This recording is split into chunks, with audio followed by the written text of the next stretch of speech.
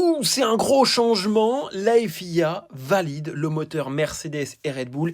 Et clairement, ça a des énormes conséquences. Je te partage tout ça. Et donc, les deux moteurs seraient validés. Regardez, la FIA aurait reconnu que la chambre de combustion de leurs moteurs respectifs serait légale s'ils mesurent, c'est les commissaires de la FIA, mesurent un taux de compression de 16,1 lors des vérifications effectuées à température ambiante. Et souvenez-vous, c'est à chaud pendant la course que tout est en train de se déformer et qu'il y a plus de puissance. Mais à froid, tout est normal. Et c'est ça la nuance qui a été validée par la FIA.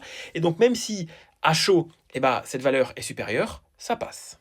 Et certains vont peut-être dire c'est illégal. Oui, mais non, parce que regardez sur les ailerons flexibles, on l'a vu, ils bougent un petit peu. Alors lors des tests statiques permettant de respecter les limites imposées lors des contrôles de la FIA, tout est bon. En revanche, en course, en qualif ou lors des essais, on voit que ça se déforme. Oui, mais si au moment des contrôles, à l'arrêt, c'est respecté, tout va bien. C'est exactement pareil pour les moteurs. Au moment du contrôle, ça respecte les normes. Si après, en dehors des contrôles, ça sort du cadre et de la loi, là, pas de souci. Et on peut le dire, c'est une catastrophe pour Audi, pour Honda et pour Ferrari, parce que les trois constructeurs ne pourront pas intervenir sur leur moteur avant 2027. La raison, elle est très simple, c'est que le temps nécessaire pour apporter des modifications au V6 est bien trop long.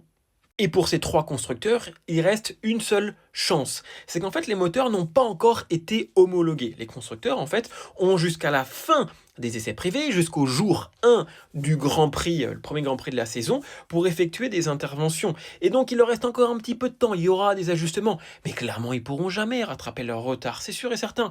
Clairement, la course à l'armement est officiellement lancée.